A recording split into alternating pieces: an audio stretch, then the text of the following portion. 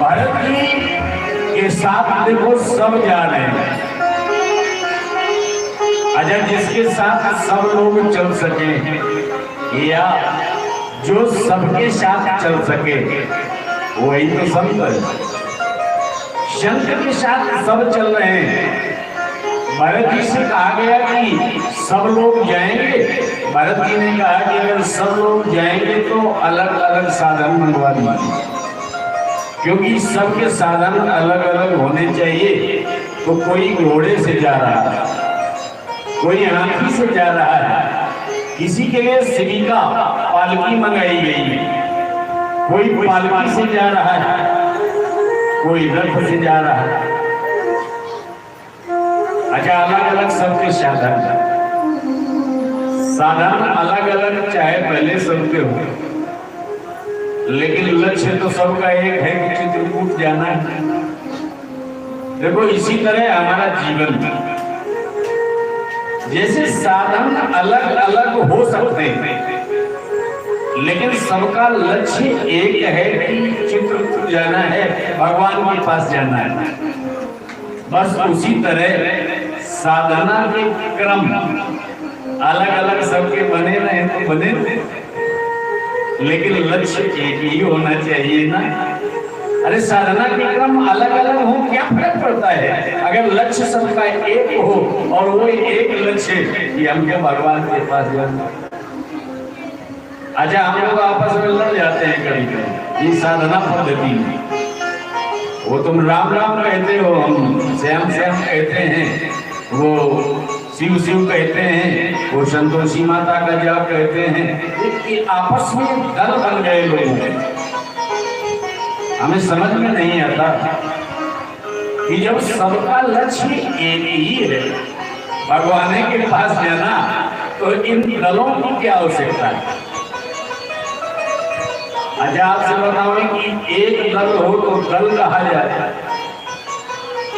और दो दल हो जाए तो दल दल, दो ही दल मिल जाए तो दल दल है।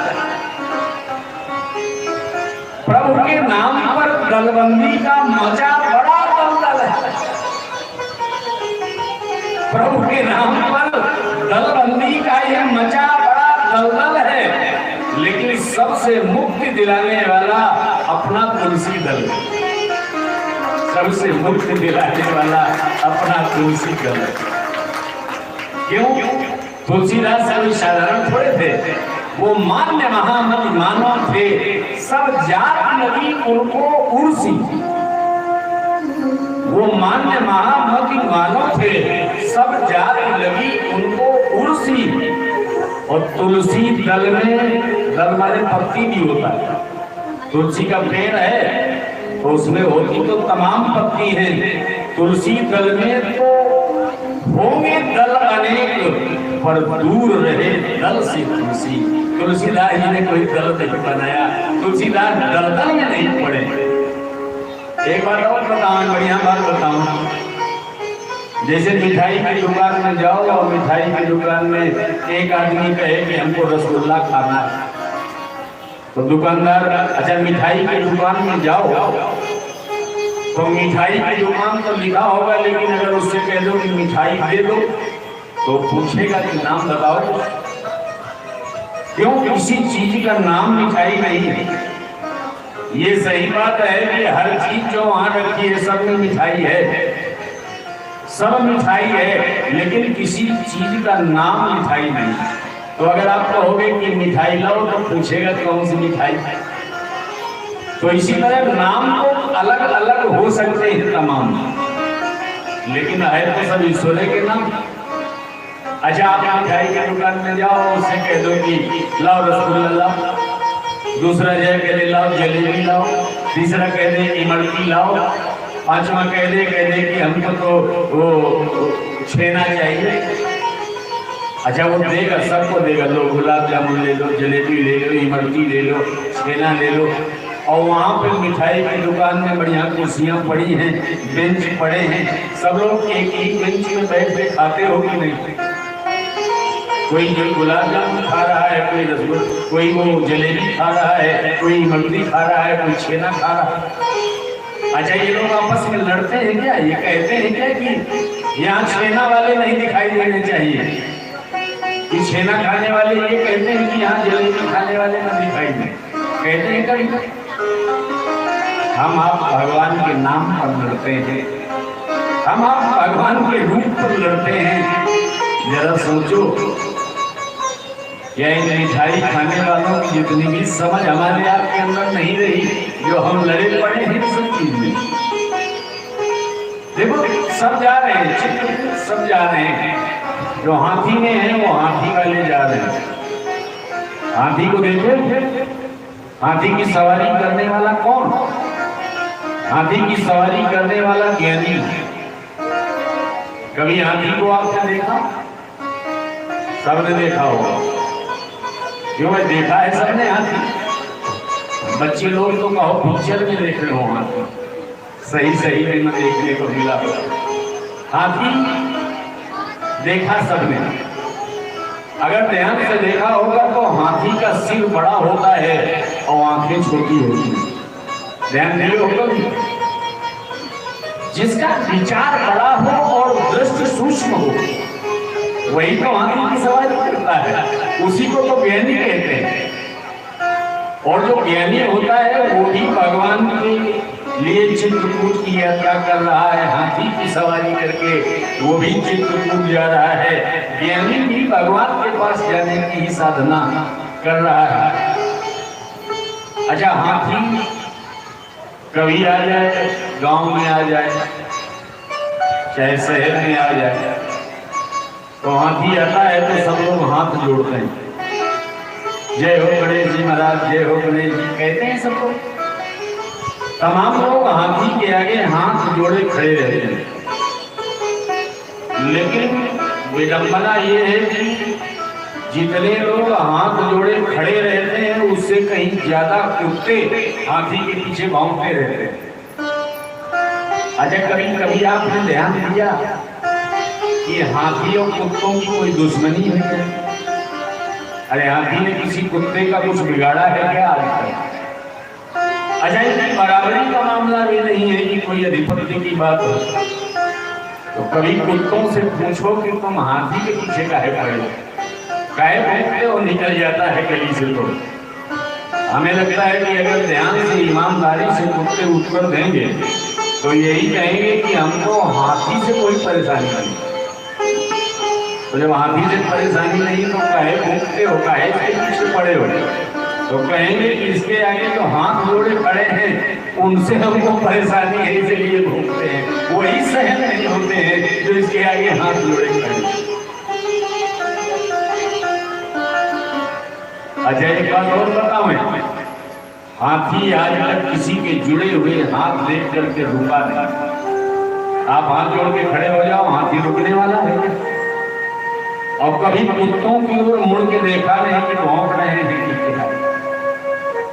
वो अपनी मस्ती में चला जाता है, मस्त गजराज चला जाता है, न पीछे मुड़ करके कुत्तों की चिल्लाने को सुनता है और न किसी के जुड़े हुए हाथ को देख करके रुकता है। निंदा स्तुति उभय सम ममता हम पद करी, गोस्वामी जी लिखते हैं। और आपको बताओ, हाथी कौन है? ये समझो कि जिसकी स्तुति होगी उसकी निंदा भी कहीं न कहीं होती है। अच्छा, आपको बताऊं कि ये कुत्तों की हिम्मत कभी पड़ी कि हाथी के आगे आके भूखे? कभी कभी कुत्ते हाथी के आगे आके भूखे क्या? इनकी हिम्मत है नहीं कि हाथी के आगे आके भूखे। अच्छा, आगे आके भूखते नहीं और पीछे भूखना बंद करते नहीं। यही तो निंदा का स्वभाव है। आगे आ नहीं सकता और पीछे निंदा करता है, लेकिन हाथी मस्त चला जाता है। वो ज्ञानी व्यक्ति, उसको निंदा कोई निंदा करे, निंदन तो नीति लिखा है, लक्ष्मी समाज गच्छत वाय। चाहे कोई निंदा करे चाहे स्तुति करे, उनको कोई फर्क नहीं पड़ता है। मस्त चला जा रहा है। हम तो हमारी मस्ती में झूमते चले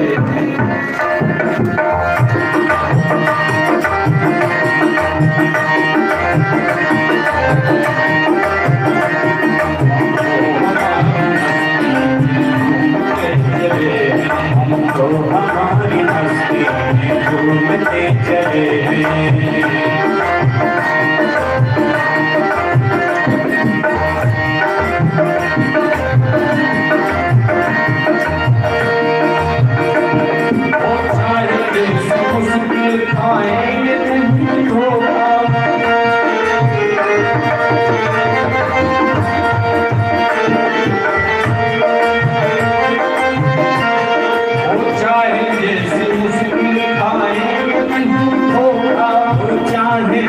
मुश्किल खाएंगे नहीं धोखा आया है ज्ञान ऐसा गुरुदेव से अनोखा आया है ज्ञान ऐसा गुरुदेव से अनोखा आया है ज्ञान ऐसा गुरुदेव से अनोखा रास्ता मिला है पक्का रास्ता मिला हम दौड़ के चले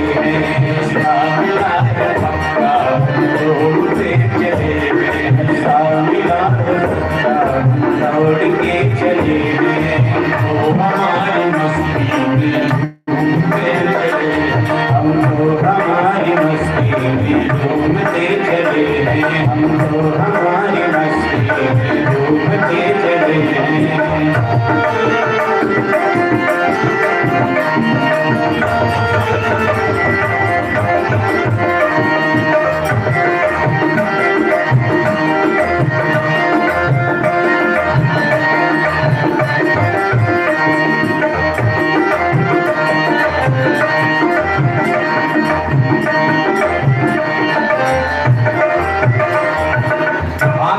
सवारी करने वाले अगर ज्ञानी हैं तो घोड़े पर सवारी करने वाले कौन है?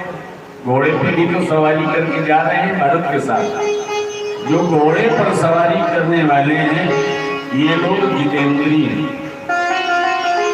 ये हमारी इंद्रियां हैं, इनको संतों ने कहा है घोड़े की तरह भागती हैं। इंद्रियों को गो कहते हैं। इंद्री गो माने इंद्री गो गोचर जहां तक मन जाए। इंद्रियों को हिंदी में गो कहते हैं और अंग्रेजी में गो माने जाना होता है। तो आप यही समझ लो कि ये इंद्रियां जाती है, ये भागती बहुत, ये घोड़े की तरह भागती है। तो जो घोड़े पर सवारी करने वाले हैं उनको आपने देखा होगा कि घोड़े पे जो सवारी करता है तो घोड़ा दौड़ता तो बहुत है, लेकिन घोड़सवार के पास लगाम होती है। तो अगर घोड़ा खूब दौड़े और उसकी लगाम न लगाई है तो कहीं न कहीं वो घोड़ा एक्सीडेंट कर देगा, कहीं न कहीं तो वो क्षतिग्रस्त कर देगा, ना आपको दुर्घटनाग्रस्त कर देगा। तो अगर घोड़े इंद्रियों के घोड़े हैं चलें तो, लेकिन जहाँ आवश्यकता है वहाँ ब्रेक लग जाए, वहाँ इनको रोक लिया जाए। यानी हमारा मन इन इंद्रियों की लगाम कसे रहे, जहाँ मन कहे वहीं इंद्री जाए, इंद्री के अनुसार मन न चला रहे। ये ध्यान रखें। एक संत ने बड़ा प्यारा लिखा, देखना इंद्रियों के न घोड़े भगे, देखना इंद्रियों के न घोड़े भगे, इनके संयम के दिन रात घोड़े पड़े। जीवन रथ को सुमारक लगाते चलो, गीत गोविंद गोपाल गाते चलो, गीत गोविंद गोपाल गाते चलो, गीत गोविंद गोपाल गाते चलो, गीत गोविंद गोपाल गाते चलो। जीवन को सुमारक बनाते चलो, जीवन रथ को सुमारक लगाते चलो, गीत गोविंद गोपाल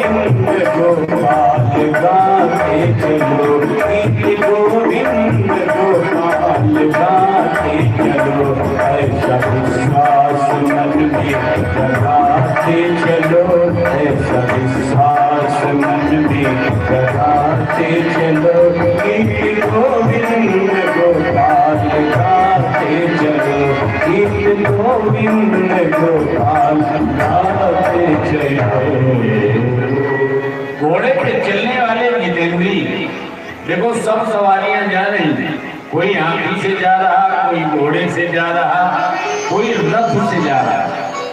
जो रथ से जाते हैं वो लोग कर्मशील हैं, कर्मकांडी, जो कर्म को प्राथमिकता देते हैं वो लोग रथ से जाते हैं।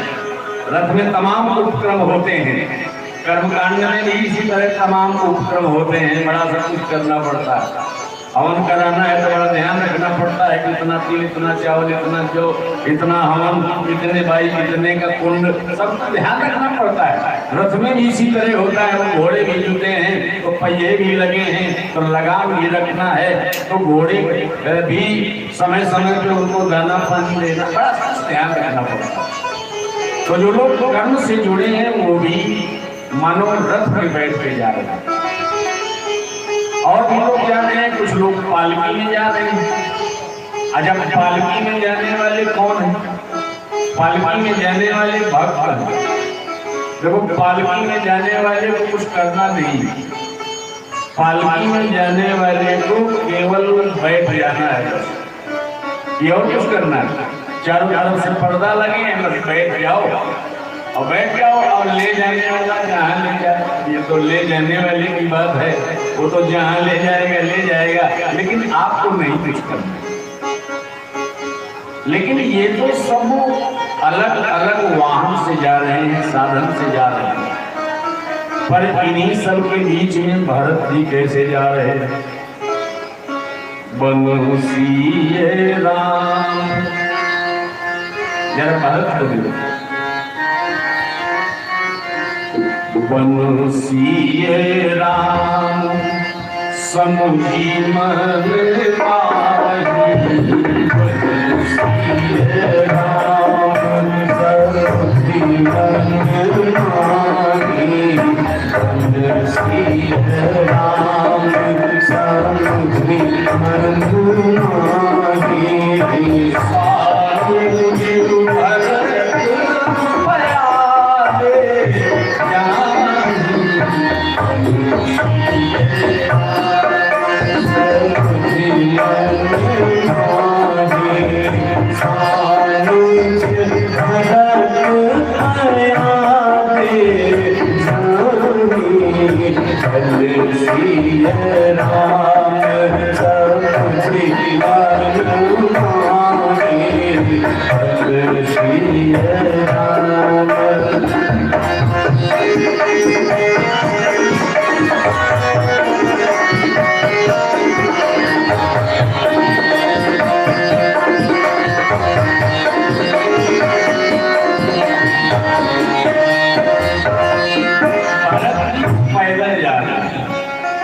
भरत जी 2 पैरों के सहारे जा रहे हैं, पयादे जाएंगे।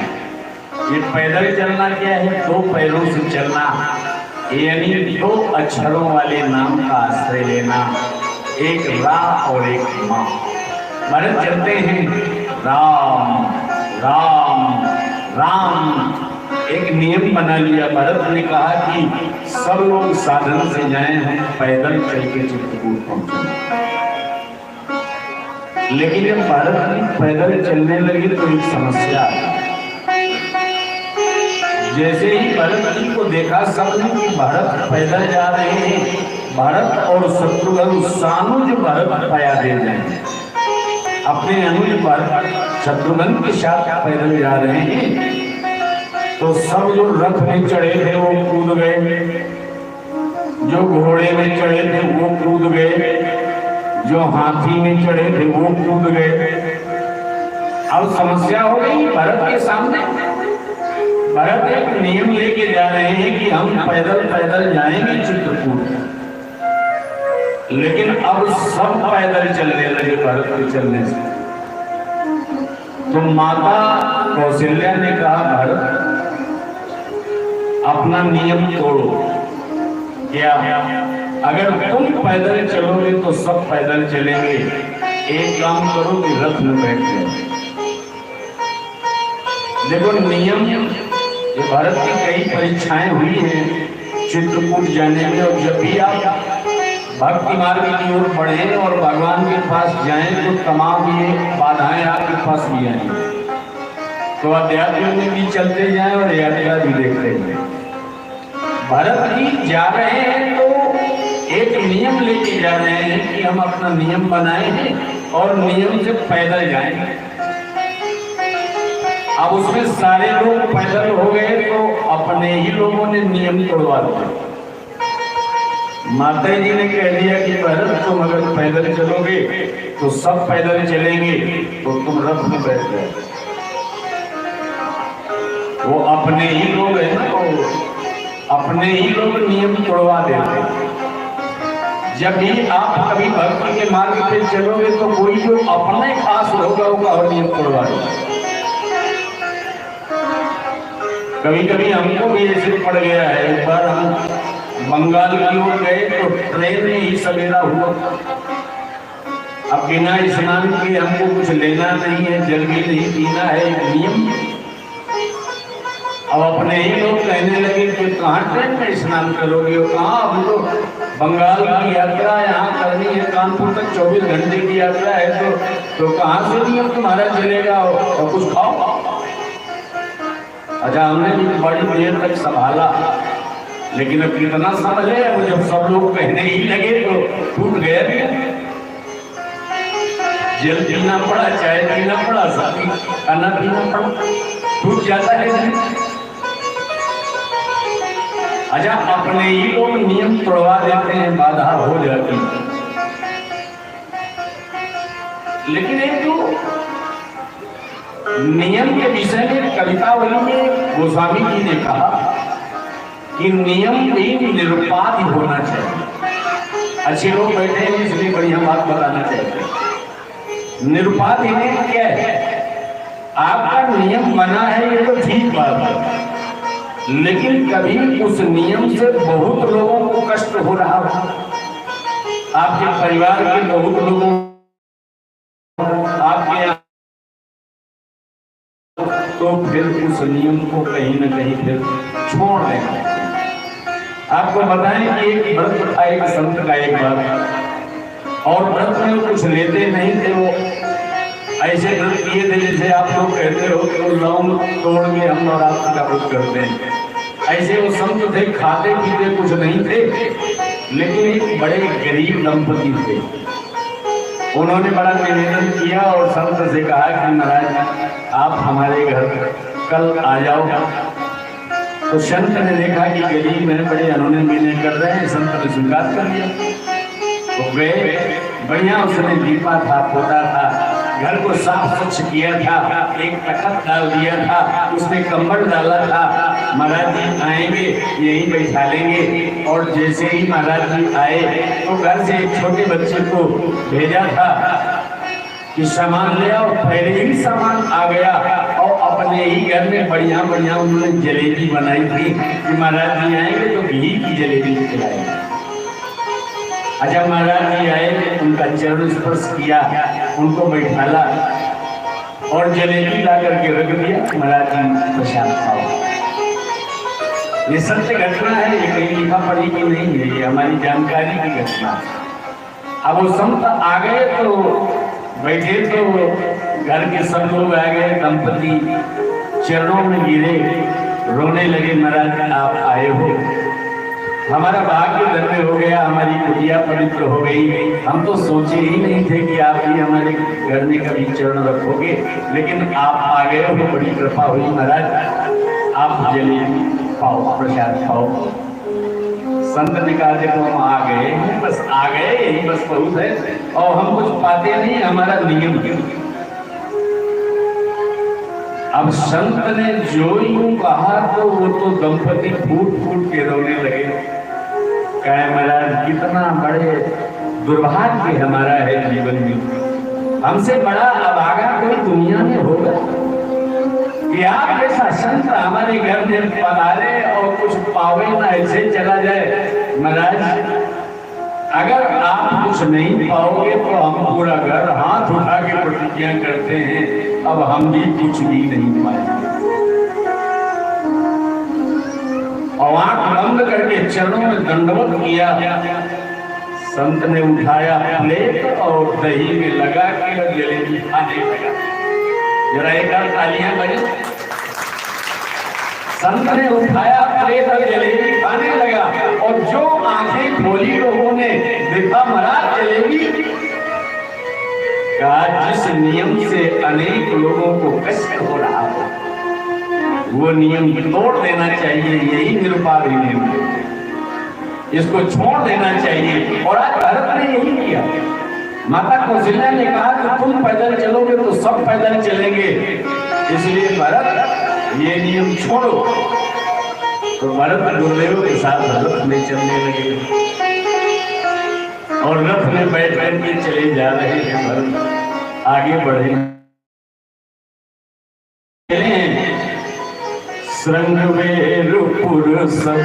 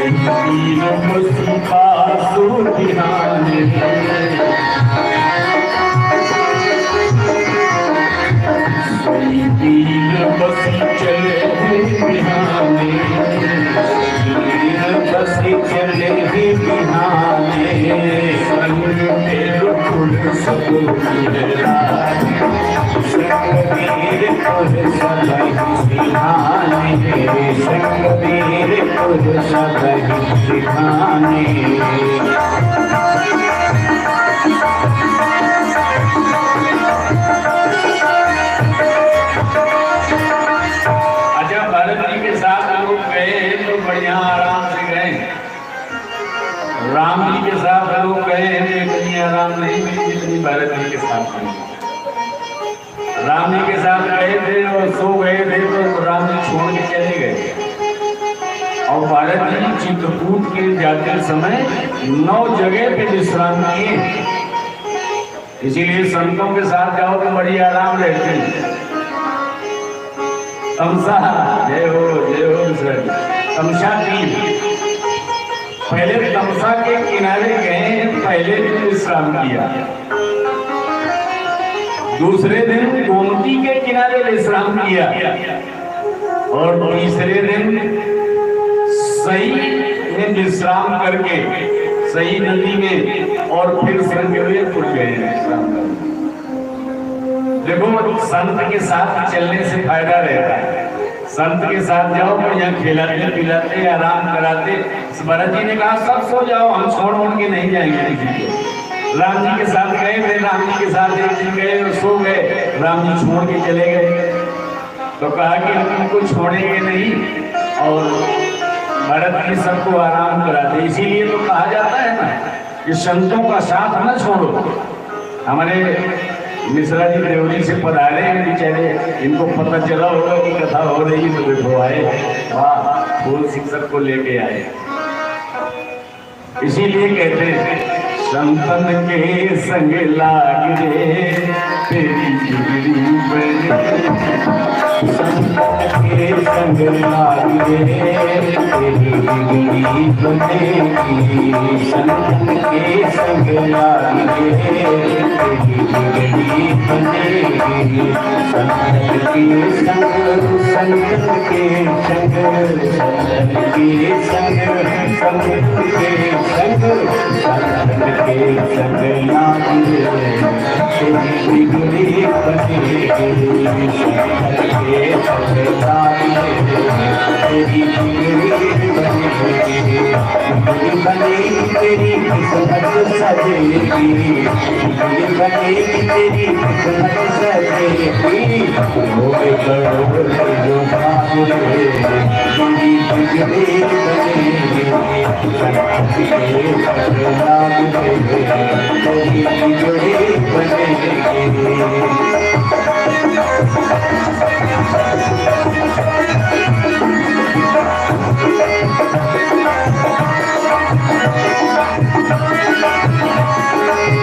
काका से तुझे हंस बनाए, काका से तुझे,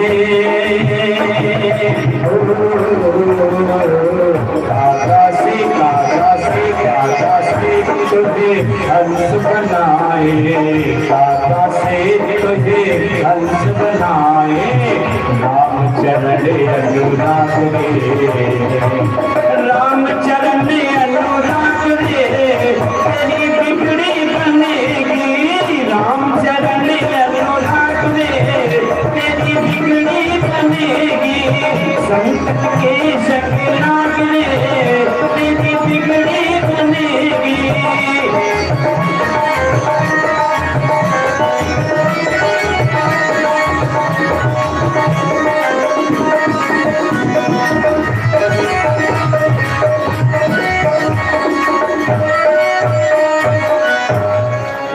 रामचंद्र मिश्रा जी इतने भावुक है कि लोग इनको भगवान ने नाम रखा दिए, इनको भगवान कहते हैं लोग। और सही में इनके यहाँ जब हम कथा करते रहे तो इनके आंसू बराबर चलते रहते हैं कथा में, बड़े भावुक होकर कथा सुनते हैं। ग्राम देवरी के निवासी हैं, लेकिन आपके नेतृत्व में बसफरा में भी हमने कथा कही और वहाँ पर ही मिश्रा जी पूरे समय बैठ के केवल रोते रहते थे, इतना कथा में भावुक। बोलिए राजा रामचंद्र की जय। आइए संगवेरपुर आ गया है, संतों के साथ रहने से देखो आनंद रहता है। भरत जी ने कहा चिंता न करो, भरत जी बीच बीच में आराम भी करा देते हैं सबको और भोजन प्रसाद की व्यवस्था भी करा देते हैं, कहीं कंदमूल फल कहीं कुछ। अब भरत संत है ना, संत के साथ रहो तो आराम मिलती। भरत जी ने सबकी व्यवस्था कराई, 3 जगह रोका है और इतनी यात्रा करने में राम जी अयोध्या वालों को छोड़ के चले गए थे, लेकिन यहाँ सब अयोध्या वालों को लेकर के भरत जी गए हैं। श्रृंगवेरपुर तो आप कल बढ़िया संवाद सुने थे, गंगा के किनारे श्रृंगवेरपुर है। निषाद राज ने देखा कि भरत आ रहे हैं और चतुरंगी सेना लेके आ रहे हैं। निषाद राज ने कहा कि भरत चतुरंगी सेना लेके क्यों आ रहे हैं? एक ने कहा हो न हो भरत के अंदर कुछ कुटिलता है, कहीं ऐसा तो नहीं सोच लिया भरत ने कि राम वनवास गए 14 साल बाद लौट के आएंगे तो फिर हमारा राज्य चला जाएगा, तो चलो सेना लेके वहीं वनवास में निपटाया और रावण। ऐसे विचारधारा तो नहीं है। अच्छा ये भी कहा कि जो न हो जीव कपट कुचाली, तो कहीं सोहाय रथ गाज बजाली, किसी को रथ बाज गजाली, किसी को रथ हाथी घोड़े अच्छे लगेंगे। तो निषाद राज ने कहा तो भरत अपने को समझते क्या है? भरत तुम्हारे अंदर राजनीति नहीं है। अरे उस समय तुमने कपट से अपनी माता से राज्य ले लिया और अब राम के लड़ने के लिए तुम सेना लेके जा रहे हो। तो समझे क्या हो? अपने भाइयों को संकेत किया, कहा जरा डुबकी पिटवाओ, कहा होई संजोई रोको घाटा। संजोई शब्द है, ये बनारसी शब्द है थोड़ा। संजोई इकट्ठा करो, सबको इकट्ठा करो, रोक दो गंगा जी का कोई घाट, भारत की सेना पार होके न जाने पाओगे। उत्साह भरा, ऊर्जा भरा, कहा भारत की कोई सेना गंगा जी पार न होने पावे। अपने साथियों से कहा हिजरत तैयार हो जाओ, ले लो अपने अपने हथियार और गंगा जी के किनारे लग जाओ। जानते हो, एक ने कहा कि भारत जी के पास बहुत सेना है और तुम्हारे पास सेना कितनी? अरे निषाद राज ने कहा इसकी चिंता क्यों करते हो? जानते हो, समर मरम पुण्य सुरसर तीरा। अगर भारत की सेना से हम मर गए युद्ध में, तो युद्ध में मरने से स्वर्ग मिलता है, वीर गति प्राप्त होती है। अच्छा, दूसरा फायदा क्या है? एक तो युद्ध में मारे जाओगे, दूसरा क्या है? गंगा किनारे मरोगे।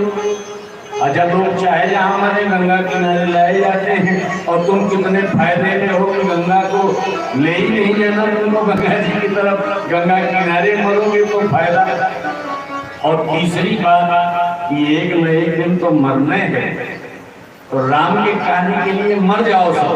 राम कार्य क्षण भंग शरीर, कहा कि सबके एक ही हाथ में लड्डू होता है। दीपक भैया कहाँ गए? उस दिन 2 लड्डू लिए, कहे हमारे दोनों हाथों में लड्डू। प्रसाद किसी ने दिया होगा। और यहाँ पे निषाद राज कह रहे हैं कि दुहू हाथ मुद मोदक मोरे, मोरे मेरे दोनों हाथों में लड्डू हैं। क्यों? अगर भारत से जीत गए तो ये होगा कि राम के लिए हम लड़ाई लड़े। जीत गए और हार गए तो ही युद्ध में मारे जाएंगे, वीर गति प्राप्त होगी, गंगा किनारे मरेंगे, तर जाएंगे और राम कार्य के लिए मरेंगे तो इतिहास में नाम लिखा जाएगा। तो कहा साथियों तैयार हो जाओ। अच्छा, कौन से हथियार? वैसे हथियार थे जैसे अपने यहाँ जब पहली बार चीन से युद्ध हुआ था तो एक एक बंदूक लिए सिपाही खड़ा था। अब कहाँ तक बेचारा बंदूक के सहारे लड़े? उधर से पैदल टाइम हो, तोपों की लड़ाई, मिसाइलें छोड़ी जाए और यहाँ बंदूक लिए खड़ा हो, वो क्या जीतेगा? वही स्थिति बनी। लिखा अगड़ी पहिर पूर्ण सिर दर्द। अगड़ी पहना बड़ा मजबूत कपड़ा, कवच जिसको बोलते हो, एक आधा वाट रह जाए और पूर्ण सिर धरे। पूर्ण कहते हैं जैसे आपको समझाने के लिए कहते हैं कि जैसे हेलमेट लगाते हो सुरक्षा के लिए। और हथियार क्या है? फरसा बांस शेर सम कर रही। क्यों? कोई फरसा लिए खड़ा है, कोई बांस लिए लाठी लिए खड़ा है और कोई शेर। शेर माने जानते हो? अरे जानते नहीं होगा, कहीं सेला गया और रखा हुई ये बर्ची सेला यही है उनके पास। फरसा बांस शेर सब कर रही। इतना कहा छींक भाई बाएं। तो लोगों ने कहा बाएं छींक हो तो क्या फायदा? तो जितने ज्योतिषी थे उन्होंने विचारा, कहा कि अगर युद्ध के लिए जा रहे हो और बाएं छींक हो जाए तो युद्ध में विजय हो जाएगी। कहा कि सगुनियन खेत सुहाए। ज्योतिषियों ने कहा कि युद्ध बढ़िया होगा, लेकिन एक बूढ़ा आदमी था, वो खड़ा हुआ, कहे कि तुम लोग नौजवानी के जोश में होश न खो बैठो। ये क्यों कहते हो कि युद्ध में विजय होगी? ये क्यों कहते हो कि युद्ध ही नहीं होगा? अगर छींक हो रही है तो ये भी तो हो सकता है कि युद्ध ही ना हो। देखो ये बूढ़ों का अनुभव है, बुजुर्ग अपने अनुभव से सारे कार्य करते हैं। तो अब सबने कहा कि हाँ बात तो ठीक है, बूढ़ों की बात मानना चाहिए, बूढ़े अपने अनुभव से कार्य करते हैं, तो बूढ़ों की बात हम माने। माना सबने बात और कहा एक काम करो कि भारत में थोड़ा सा परीक्षा लो, है तो बुराई इनके अंदर। अच्छा ये भारत के लिए दूसरी बाधा है। देखो जब राम के मार्ग पे चलो तो ये बाधाएं मिलती हैं, कभी कभी अपने ही लोग बुराई करते हैं। भारत जा रहे हैं अच्छे मन से, अच्छा कोई बढ़िया भगवान की पूजा करने लगे, शिवचंद्र जी हमारे बड़ी पूजा करते थे, और अगल बगल वाले कहेंगे अरे भगत नहीं ठगत, बुराई अपने आप होने लगती है। अगल बगल वाले बड़ी बुराई करने लगे, आपको कोई मतलब नहीं है, लेकिन लोग अपने आप में बुराई कर रहे हैं, सब बुराई कर रहे हैं, लेकिन इनसे कैसे निपटा जाए। भारत ने जैसे समाधान किया, सबने कहा एक काम करो भारत की परीक्षा लो। क्या भारत के पास 3 प्रकार का भोजन भेजो और जरा देखो कि भारत की निगाह जाती किधर है। एक बार बताओ तमाम भोजन की थालें लगी हो, आपकी थाली बता देती है कि आप किस प्रकार के व्यक्ति हो। अगर किसी व्यक्ति को समझना हो कि वो सात्विक है कि राजसी है कि तामसी है, तो उससे पूछ लो खाना ले आवे, क्या ले आवे। और जहाँ पंडाल में तमाम चीजें लगी है तो कहेगा कि ले आओ पनीर ले आओ, थोड़ा मिर्चा का अचार ले आओ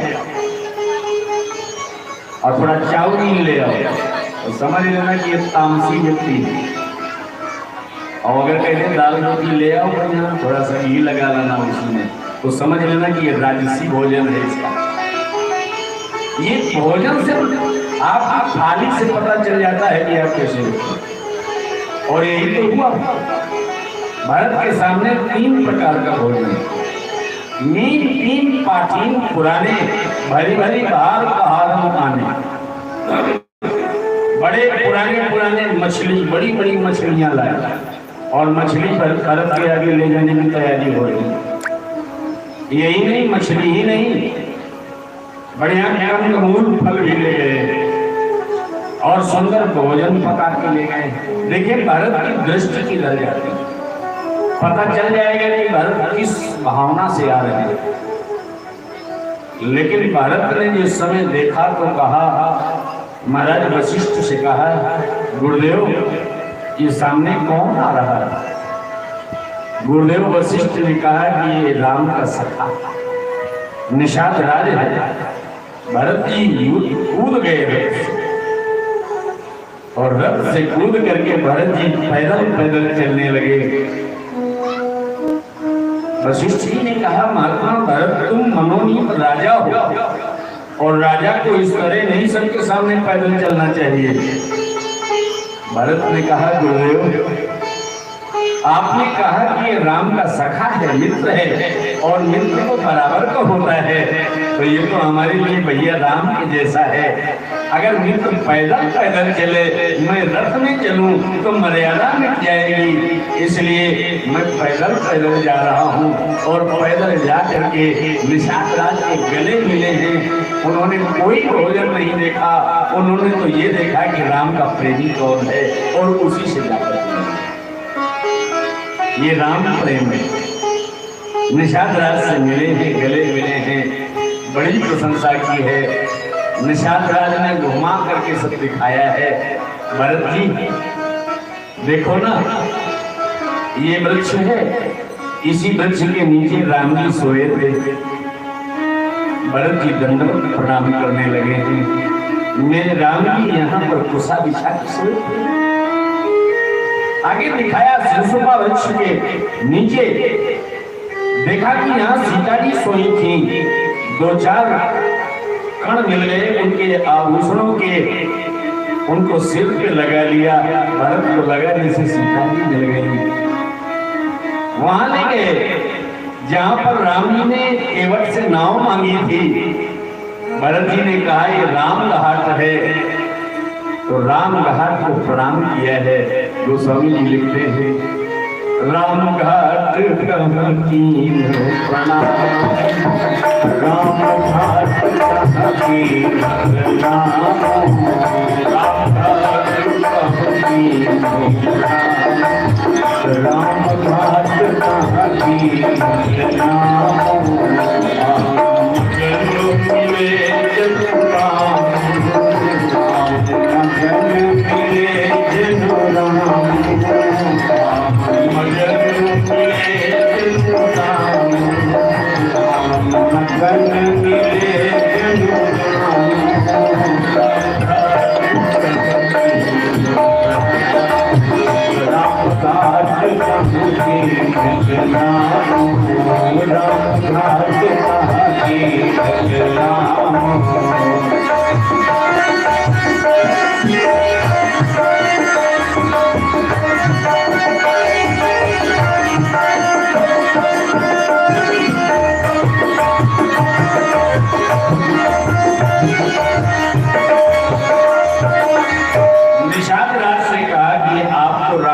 चित्रकूट तक छोड़ने गए थे। निषाद राज ने कहा हाँ, तो कहा हमको भी बताओ वही रास्ता।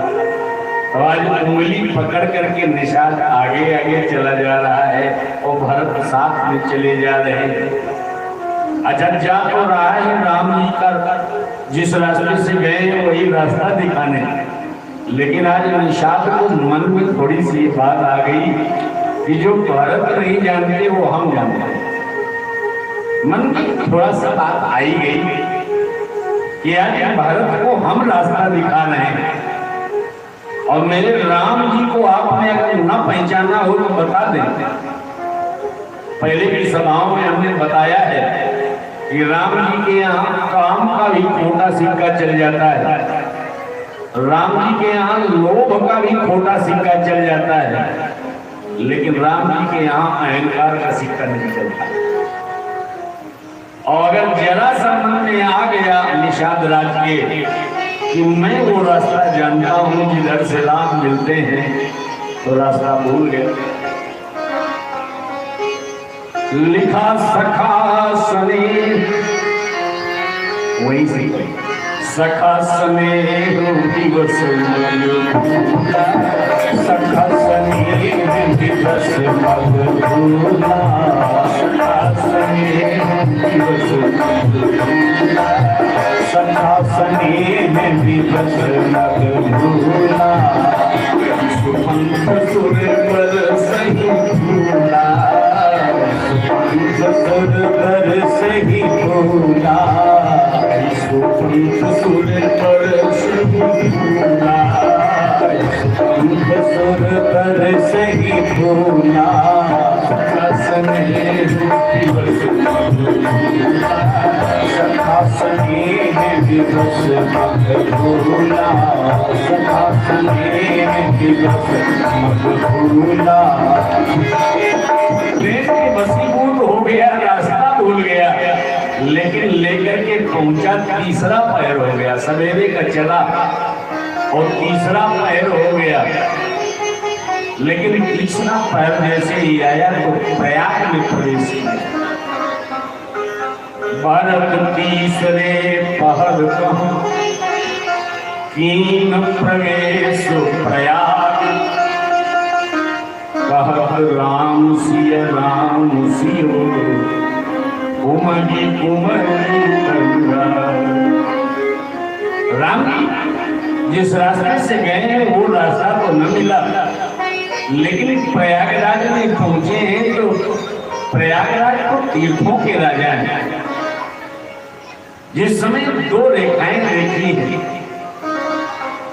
नदी की धारा में एक सांवली धारा एक श्वेत धारा, तो भरत को लगा कि जैसे एक राम है एक सीता है, इसीलिए इस स्थान पे राम पहले है सीता जी बाद में।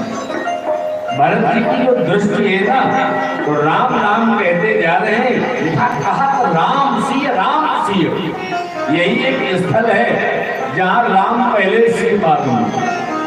उमगी उमगी अनुराग देख करके हाथ जोड़ करके प्रयागराज से कहा कि आप तो तीर्थों के राजा हो। हे तीर्थराज, आज हम आपके सामने भीख मांग रहे हैं। मांगो भीख त्यागी निज धर्म। प्रयागराज ने कहा कि आप क्षत्रिय हो और क्षत्रिय कभी भिक्षा नहीं मांगते, आपका धर्म रहेगा। क्षत्रिय का कार्य भिक्षा मांगना नहीं है। भरत ने कहा आरत का न करे कुकल। यहाँ भरत का धर्म दो प्रकार से जा रहा है। एक तो इस जो गंगा जी और यमुना जी हैं, ये दोनों ही सूर्य पुत्री हैं और भारत सूर्य वंश के सम्राट हैं। मनोनीति से ही भले उन्होंने स्वीकार न किया हो, लेकिन पिता ने तो बना दिया। तो भारत है राजा और राजा पिता के तुल्य होता है। तो सूर्य वंश का पिता अगर सूर्य पुत्री के सामने झोली पसार दे, कोई पिता बेटी के घर में जाकर भीख मांगे, तो ये घर नहीं तो ले गया। यही तो भरत कह रहे हैं कि मांगो भीख त्यागी निज धर्म।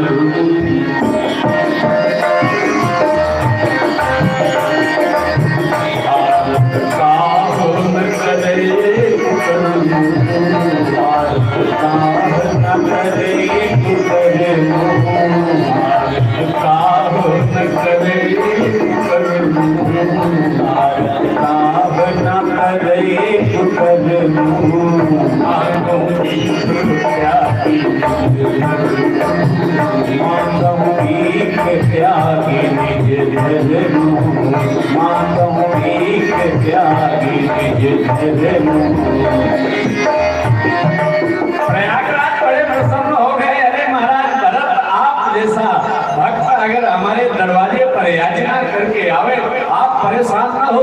हम राजा हैं, हमारे पास चारों पदार्थ हैं, धर्म अर्थ काम मोक्ष। अरे आप धार्मिक हो भरत, बताओ धर्म चाहिए?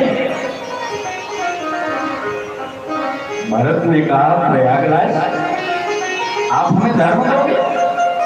हाँ, धर्म अर्थ काम मोक्ष चारों हमारे भंडारे में, आप मांगो धर्म दे।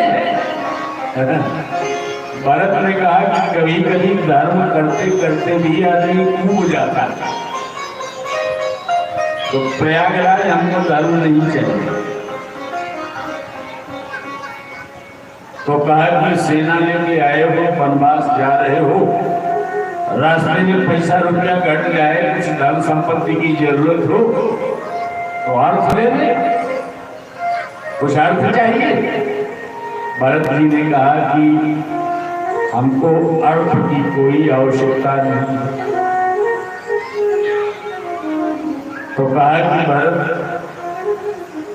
इन दो चीजों को जिनकी सबको बड़ी आवश्यकता होती है, आपने सिरे से ठुकरा दिया। भारत अब न करना। कोई कामना मन में आपके हो तो तीसरा पदार्थ काम हमारे पास है, कोई कामना हो तो कहो। भरत ने कहा हम तो काम ही नहीं। प्रयागराज घबराए कि दरवाजे आके कोई मांगे, भिखारी आ जाए और भिखारी कह दे हमको दो, और गृहस्थ के घर में जो होगा वही तो देगा। अब वो लिए खड़ा है कि ये ले लो, वो ले लो, ये ले लो, और भिखारी है कि ना कर रहा है, तो ये तो हमारा धर्म अब जाने लगा। गृहस्थ के यहाँ भिखारी आवे और गृहस्थ भिक्षा न दे पावे, तो ये गृहस्थ का धर्म चला गया। तो कहा भरत अब ना करना, एक एक पदार्थ बचा है हमारे पास और वो है मोक्ष। मोक्ष दे दे, मुक्त कर दे। भरत ने कहा प्रयागराज तीर्थराज, हमको मोक्ष भी नहीं चाहिए। प्रयागराज देखे देखे अरे लोग जन्म लेकर के मोक्ष चाहते हैं, मुक्त होना चाहते हैं। पर तुम मुक्त नहीं होना चाहते हो, मोक्ष नहीं चाहते हो, तो क्या जन्म चाहते हो? भरत ने कहा जन्म, एक जन्म नहीं, जन्म जन्म, कई जन्म चाहता हूं। तो जन्म लेके क्या करोगे? कहा जन्म लेंगे तो भगवान के चरणों की भक्ति प्राप्त करोगे। अर्थ न धर्म न काम रुचि, गति न चाहो निर्वाण, और जन्म जन्म रति राम पद, यह वरदान।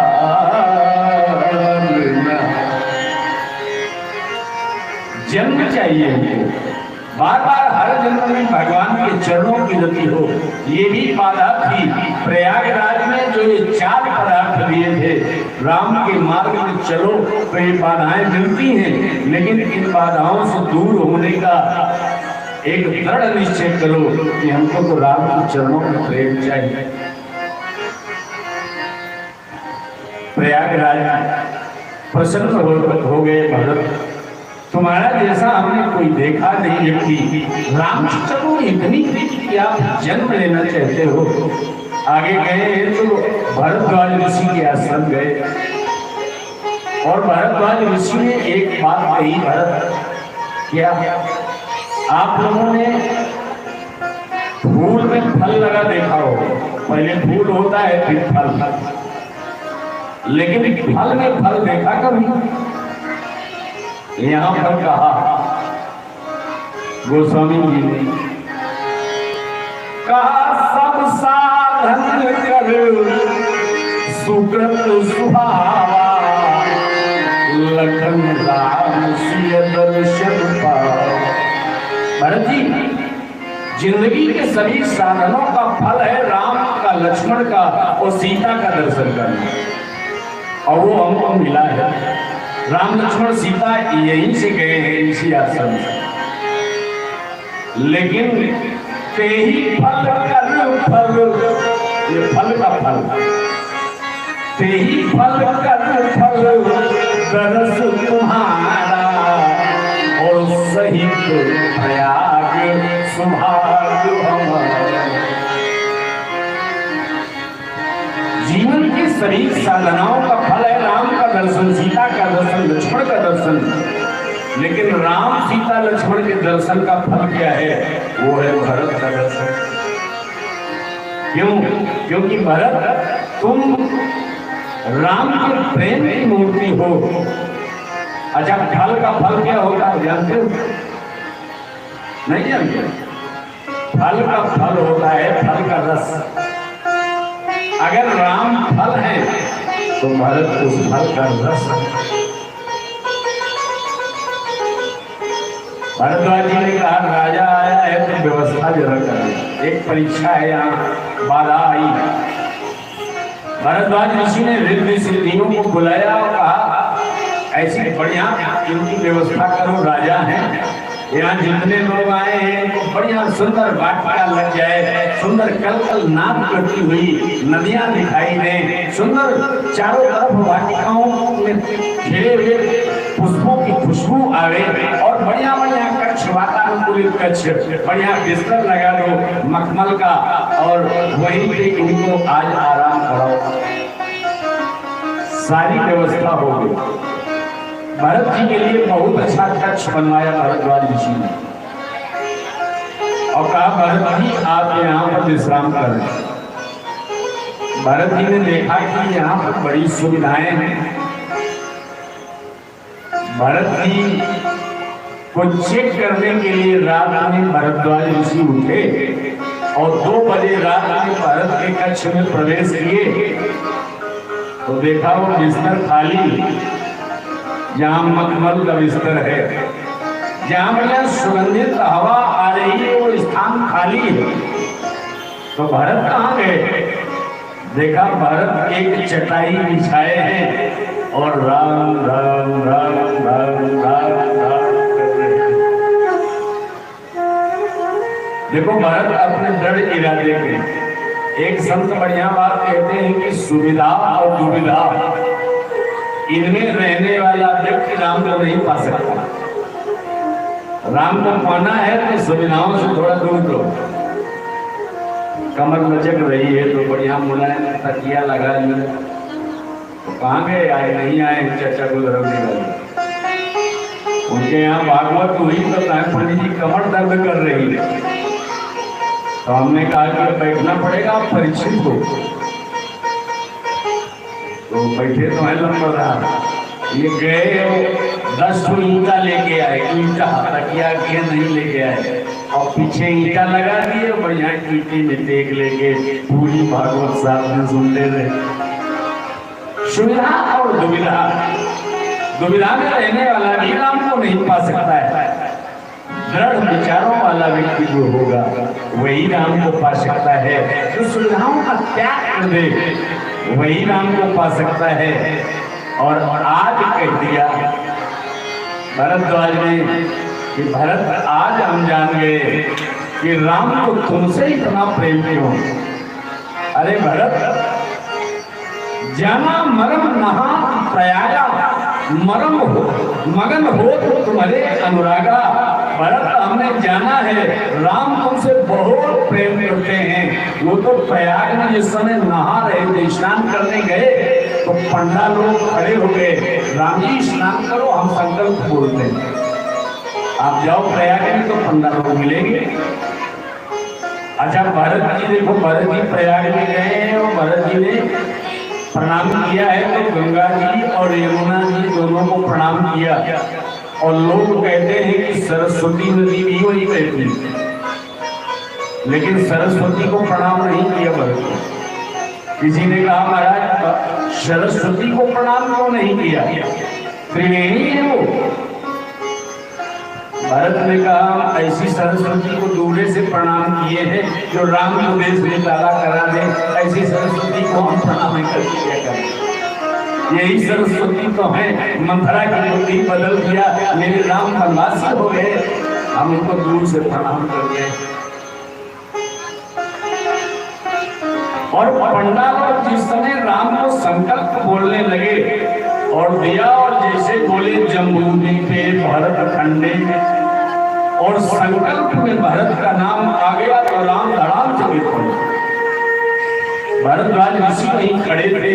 भरत ने कहा, भरत तुम्हारा नाम जब संकल्प में आ गया तो मेरे राम गिर गए, हा भरत करके। तब मैं जान पाया कि राम को भरत से कितना प्रेम। जाना मरम नहा तो प्रयागा,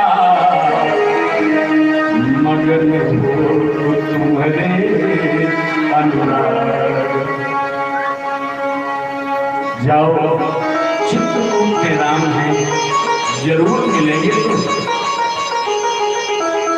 और इधर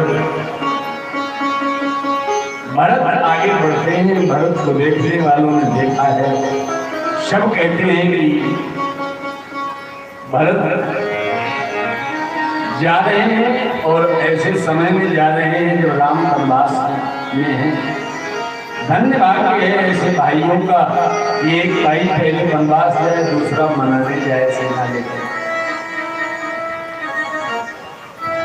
इधर गोस्वामी जी कहते हैं कि सीता जी को एक सपना आया सवेरे से, और ऐसा सपना आया कि उनको दिखाई दिया कि जैसे भरत आए हो। और केवल भरत नहीं आए, सभी लोग आए हैं, माताएं भी आई हैं, लेकिन देवी माँ आनी अनुहारी। माताओं को देखा है कि वो सफेद कपड़े में। सीता जी ने राम जी से बताया कि हमने ऐसा देखा। राम जी ने कहा, लक्ष्मण ये सवेरे का सपना है। और सीता जी ने देखा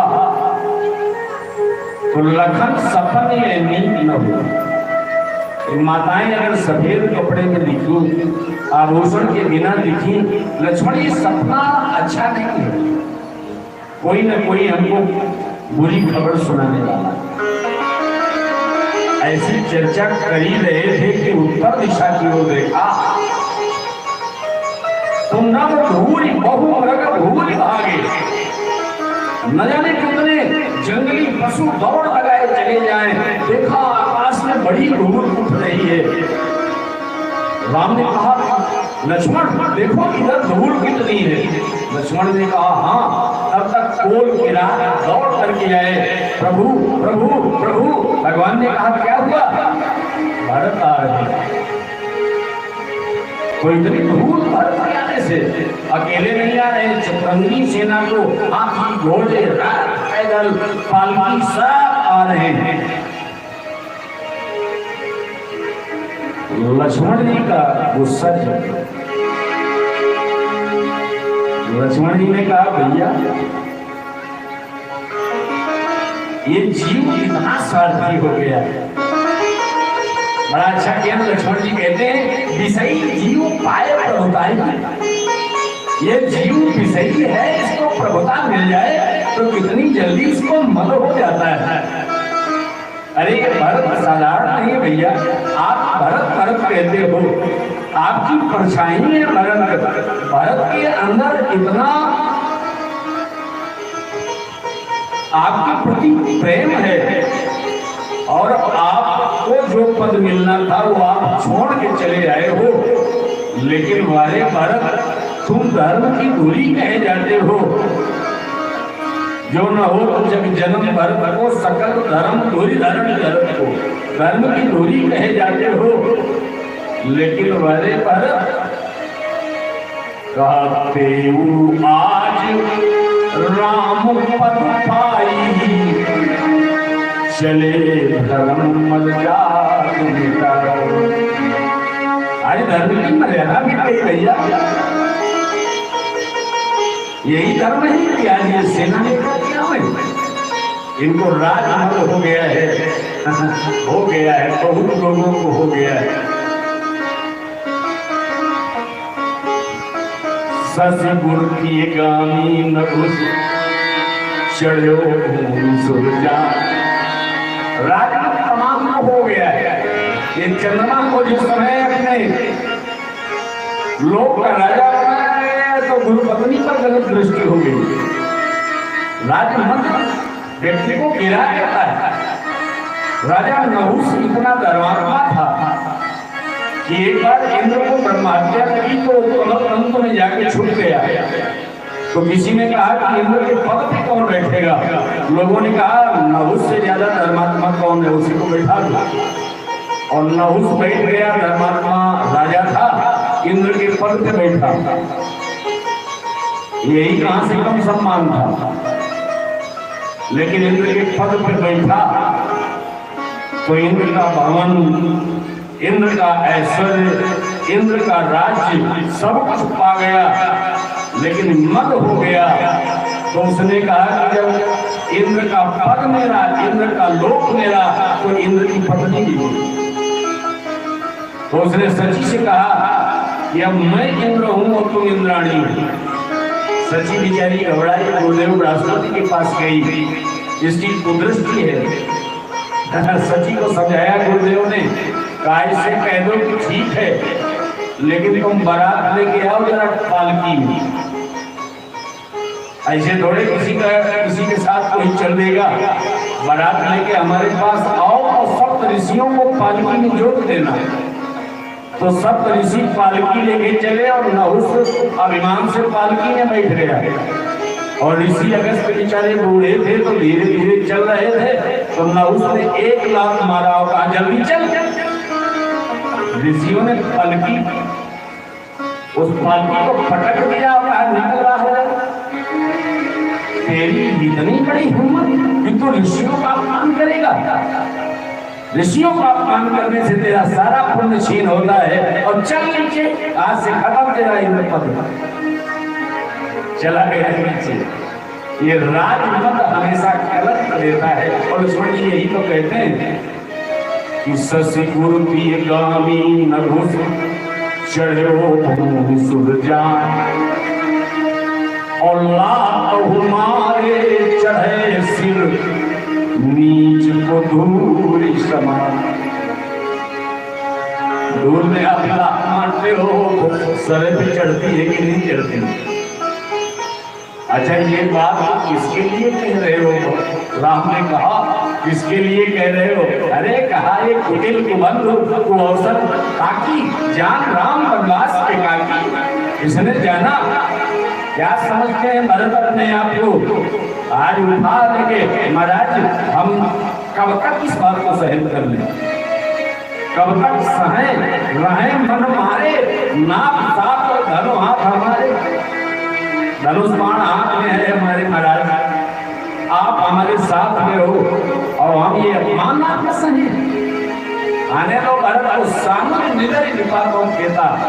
आज भरत को हम उनके अनुज शत्रुघ्न के साथ सुला देंगे यहाँ पर। राम ने कहा कि बड़े जोश से बोल गए हो लक्ष्मण, तुम ये कहते हो कि भरत को राज्य? अरे मेरे भाई, अयोध्या का पद तो छोड़ो, वैसे सूर्य निकलता है तो अंधेरा समाप्त हो जाता है। भगवान ने कहा कि लक्ष्मण चाहे अंधेरा सूर्य को समाप्त कर दे, तीन तरुण मत में गई मिलेगी, चाहे सूर्य अंधेरे से ढक जाए। अगस्त ऋषि जो कि एक चुल्लू में रख के समुद्र को पी गए, वो गाय के खुर में जितना जल आता है चाहे उसमें डूब के मर जाए, ये संभव हो जाए। लेकिन भरत को राज्य में ब्रह्मा का पद मिल जाए, विष्णु का पद मिल जाए, शिव जी का पद मिल जाए, तो भी भरत को राज्य में नहीं होगा। कबहू की कानी सीकरन क्षीर से तो मिल सकता। अरे थोड़ा बहुत दूध हो तो नींबू डाल दो तो फट जाएगा, क्षीर सागर में नींबू डाल दोगे फिर तो क्या क्षीर सागर फट जाएगा? लक्ष्मण, भरत मेरा अत्यंत प्रिय है, उसे आएगा। और यहाँ पैसुनी नदी के किनारे जिस समय गए, तुलसीदास जी बहुत बढ़िया बात लिखते हैं। अभी वहां लिखे थे कि यहाँ भरत सब सहित सहाय, मंदाकिनी पुनीत नहाय, और वहां राम रजनी अवशेषा जागे श्री सपन देखा।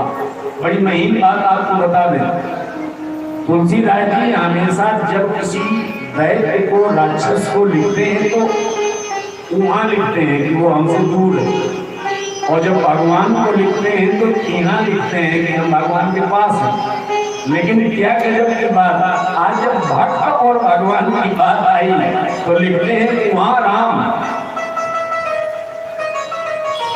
और भरत को क्या लिखते हैं कि यहाँ भरत।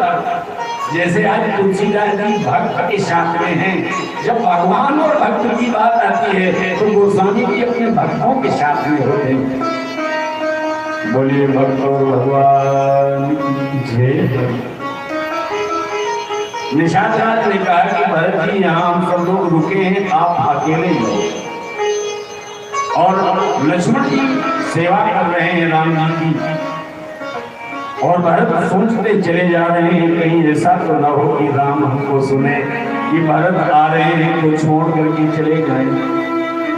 और ऐसा अगर वो करें तो उचित ही है, क्योंकि मैंने ऐसा कार्य ही किया है। मैं ही सकल अनर्थ कर मूला, मैं ही तो अनर्थ की जड़ ही हूँ, कहीं चले न जाए। और तब तक राम जी का वह स्थान आ गया जहाँ राम जी हैं पर्णकुटी में, बाहर चबूतरे में भरत जी दंड प्रणाम करने लगे। और जब दंड प्रणाम किया तो लक्ष्मण जी ने देखा कि भरत प्रणाम कर रहे हैं, राम जी नहीं देख पाए। गोस्वामी जी बढ़िया बात लिखते हैं, अच्छी चौपाई लिखते हैं, लिखा चढ़ी चंग जन कैसे खिला देना। चंग जानते हो? पतंग, पतंग पतंग उड़ाए हो कभी? आजकल तो प्लास्टिक की पतंग आ रही है, लेकिन पहले आती थी कागज की पतंग। और कागज की पतंग अगर आकाश में उड़ रही हो और अचानक ऐसे जैसे कल पानी बरसने लगा था, बरसने लगे तो जो खिलाड़ी है वो जल्दी समझेगा कि हमारी पतंग कहीं गीली न हो जाए, यही तो है ना।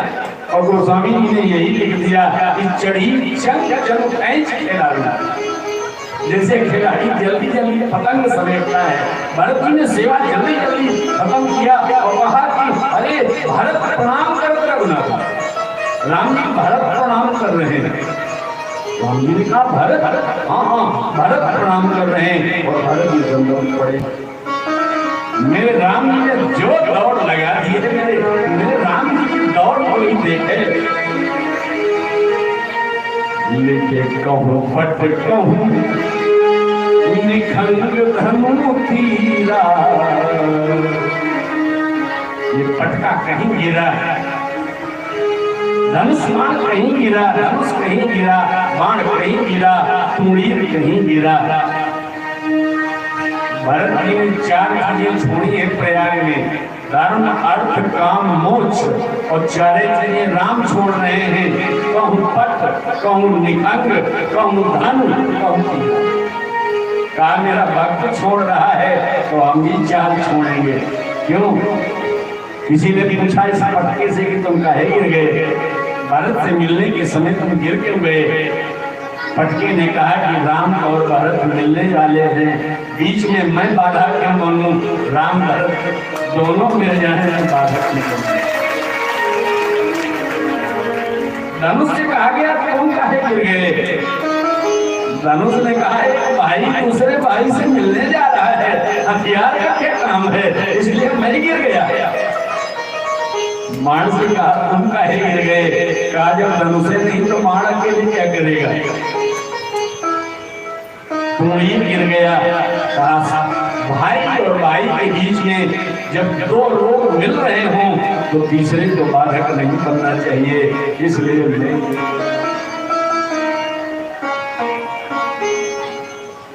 प्रेम इधर से चला उधर से काम सुधारे, दोनों ही मिल गए देव मंदिर के द्वार। एक दूसरे को जब दोनों ने अपनाया, पता नहीं कब किसने कौन समाया, और प्रेम सिंधु के बीच में नेह दिल जब मिल गया, और दोनों के मिले जभी तब अलग निरंजन पर बस लिए उठाए गुरु लाए कृपाल। बरबस शब्द लिखा, बरबस माने जबरदस्ती। भरत जी जमीन पर दंडाकार पड़े हैं। एक बात बताऊं, अगर कोई अपने शरीर को ढीला करके पड़ा हो और खुद उठना न चाहे तो आप उठा नहीं सकते, लेकिन लिखा बरबस ने उठाया, राम जी ने उठाया है, हृदय से लगाया है। और जिस समय राम और भरत मिले हैं, आप गए हो कभी चित्रकूट, पत्थर पिघल गए चित्रकूट के। जिस समय भरत और राम को मिलते देखा है उस समय सारे पत्थर पिघल गए हैं, क्योंकि राम और भरत का यह मिलन पत्थरों को भी लगा कि हम कठोर बनकर के क्या करेंगे। आज यह मिलन देखने का अवसर आया है। पिघले हुए पत्थर आज भी चित्रकूट में मिलते हैं। गोस्वामी जी ने कहा कि मेरी लेखनी की मैं क्या लिखूं? किसी ने कहा गोस्वामी जी से कि आप लिखता है नहीं रहे हो, बताओ राम भरत मिले तो क्या हुआ? गोस्वामी जी ने कहा सो मैं कुमति कहां के ही भांति, बाज सुराग की गांडर का। गांडर जानते हो आप? गांडर जानते हो? गांडर की जो पत्ती होती है वो नीला के तार में लगा के कभी नीला बजाई जा सकती है क्या? गोस्वामी जी ने कहा कि पत्थर पिघल गए तो नीला बजने वाला तार बचेगा। जहाँ पत्थर पिघल गया हो वहाँ वो तार भी पिघल गया होगा, मेरी लेखनी पिघल गई। कोई मीरा के तार को हटा के गांडर की पत्ती लगा करके गांडर पाती, उससे चाहे कि मीरा में सुर निकाल लिया तो निकलेगा क्या? राम और भरत मिले, यह प्रेम है। राम और भरत का मिलन हुआ है, सब आए हैं। चित्रकूट में सभा हुई है, रात के चंद्रमा निकला है, चांदनी रात में सभा हुई है। बढ़िया बात, समय बीत जाते रहेगी व्यक्ति, और सभा में कुछ बातें नहीं। महात्मा वशिष्ठ से कहा गया कि गुरुदेव आप बताओ ये सभा काहे के लिए आई? गुरुदेव ने कहा कि भरत, गुरुदेव ने पैमाना बनाया कि जरा भरत को नापे कि इनमें प्रेम है कि नहीं। गुरुदेव ने कहा कि भरत, राम को, सीता को और लक्ष्मण को अगर अयोध्या ले जाना है तो एक हमारी शर्त क्या? ये तुम कानन गवनो भाई तो फिर लखन सीता, एक शर्त जरा नापना चाहते हैं भरत के अंदर प्रेम का। कहा कि अगर तुम दोनों भाई जंगल चले जाओ भरत शत्रुघ्न, तो राम और लक्ष्मण सीता ये इनको हम अयोध्या भेज देंगे। भरत जी ने कहा कितने दिन की बात है?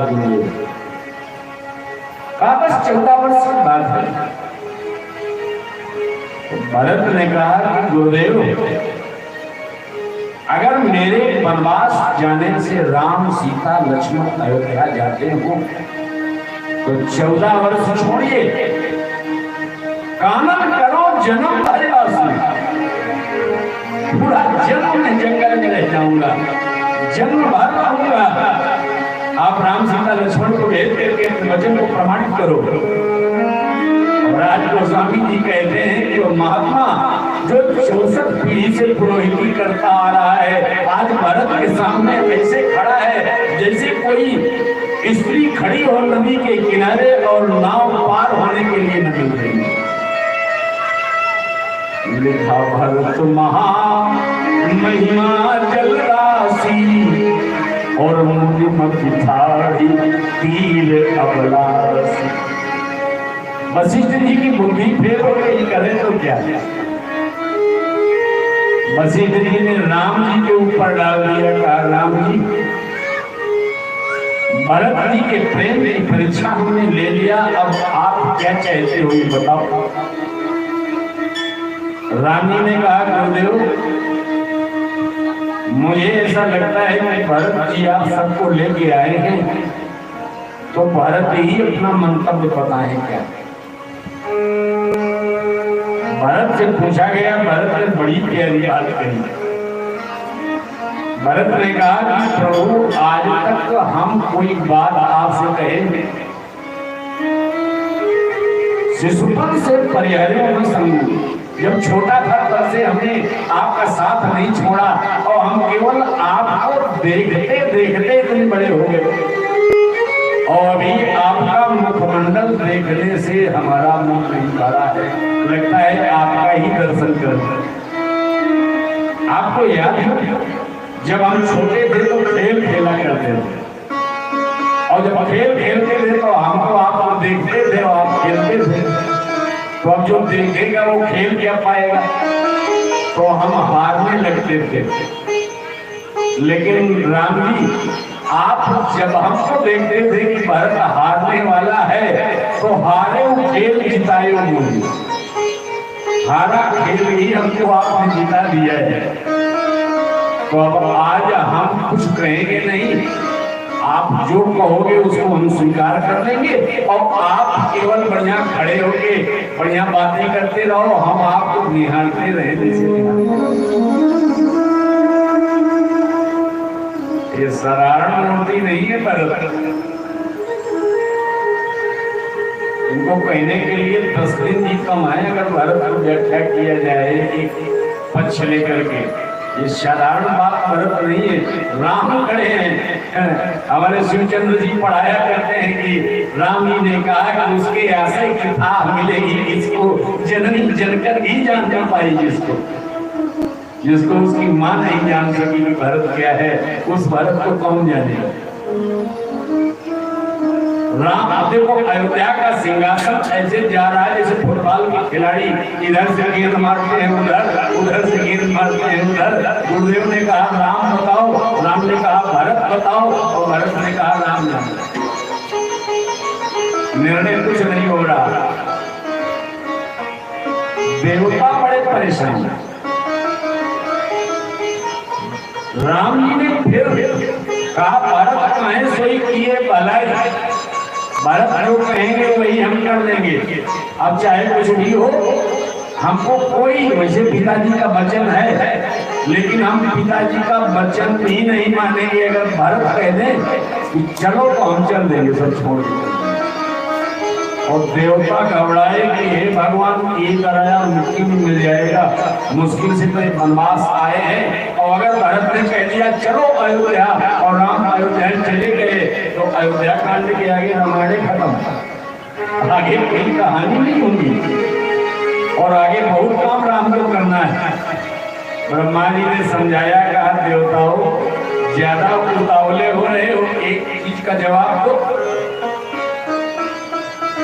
ये जब सूर्य पश्चिम की ओर जाता है और आप चलो तो बगल में आपकी छाया भी चलती है कि नहीं? चलती है ना। अच्छा ये बताओ कि आप न चलो तो छाया चले?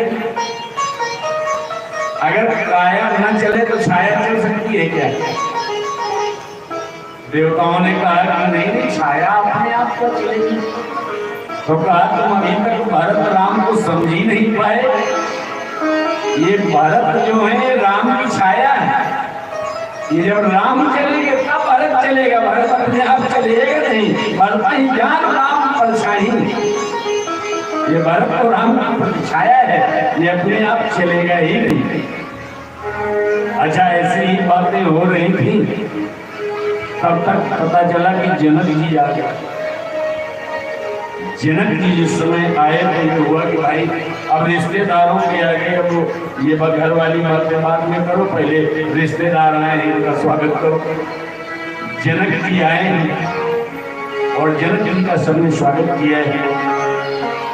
जनक जी ने जिस समय सीता जी को देखा तो देख करके आज जनक जी ने और जैसे सीता जी को विदाई में कहता था वही लिखा है गोस्वामी जी की लीन लाए और जनक जानकी। जनक ने हृदय से लगाया बेटी को और अयोध्या के समाज में चर्चा होने लगी कि महाराज जनक आए हैं, सुनैना जी भी आई हैं, समाज आई है, हे भगवान अब क्या होगा। लेकिन जनक जी ने कहा बिटिया एक समय हमने तुमको विदा किया था तब इन नेत्रों में जल आ गया था और आज इन नेत्रों में जल आ गया। क्यों बेटी? जल आज इसलिए नहीं आया कि तुम्हारा पिता दुखी। अच्छा मुझे सही बात बताऊं, अगर किसी की बेटी जिसने राजघराने में विवाह किया हो और वनवास चली जाए तो उसका रूप देख करके पिता रोएगा कि न रोएगा? लेकिन आज जनक जी ने कहा बेटी पुत्री पवित्र किए उनको सुजस धवल जग का सुनको। बेटी तूने तो आज दोनों फूलों को आज निवंश और रघुवंश दोनों पवित्र हो गए। वनवास तुम्हें नहीं हुआ लेकिन आज तुमने स्वयं अपने पति के पद चिन्हों पर चल करके मेरी लज्जा रख ली बिटिया तुमने। सुनैना जी खड़े देख रही है दृश्य और कौशल्या की नजर नहीं मिला पा रहा। कौशल्या जी ने इसे पीछ कर दिया और कह रही है समधन हमको क्षमा कर। सुनैना जी नहीं, कौशल्या जी कह रही है। जरा समझिएगा बात को। आजकल बेटी को कष्ट हो तो पहले मम्मी ही का फोन पहुंच जाता है, जरा संभाल के रखो नहीं तो हम ले आए बेटी को घर। जरा समझिए, ये रामचरित्र को सिखाता है। सुनैना खड़ी है, माता कौशल्या खड़ी है, सुमित्रा और कैकेयी तो स्तब्ध हैं और कौशल्या की हिम्मत नहीं पड़ी कि सुनैना से नजर मिला के बात करें, तो पीठ कर लिया और कहा समधन हमको क्षमा करो। स्वर्गीय महाराज हमको एक दायित्व दे के गए थे और ये कह के गए थे कि ये वधू लड़की पर घर आई राघव नयन पलक बिनाई, ये दूसरे के घर की बेटियां हैं, तुम्हारे घर बहू बन के आई हैं। जैसे ये पुतली कोई पलकें संभाल के रखती है वैसे रखना। और मैंने वही किया है। पलंग पीछू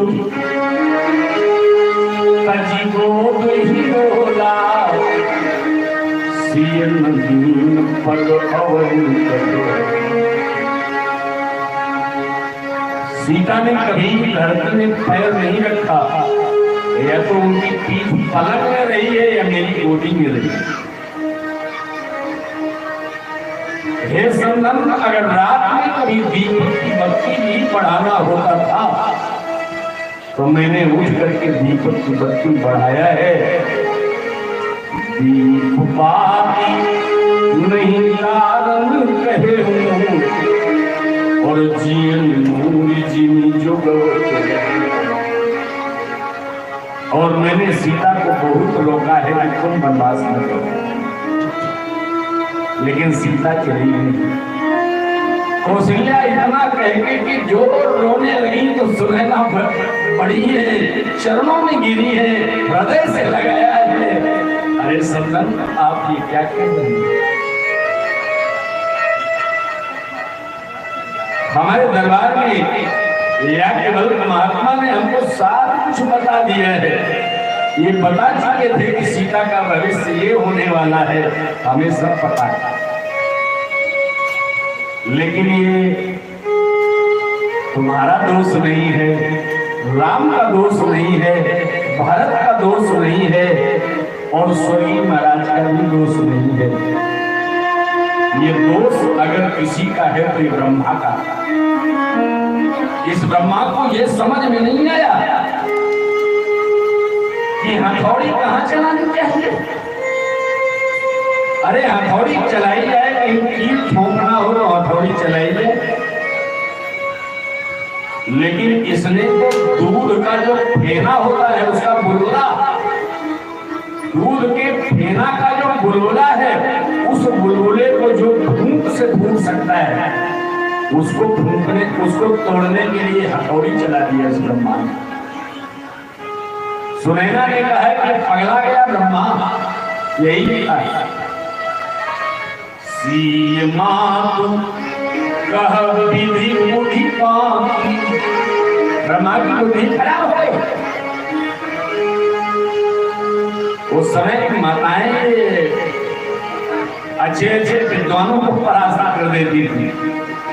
समय नहीं है, नहीं बताते, कई विद्वान परास्त हो गए। सुनैना ने कहा पगला गया है ब्रह्मा, बुद्धि बिगड़ गई, सीमा विधि बुद्धि बाकी, जो पैर फोड़ पविता। इसने हथौड़ी से ही चला दिया दूध का फेना फोड़ने के लिए।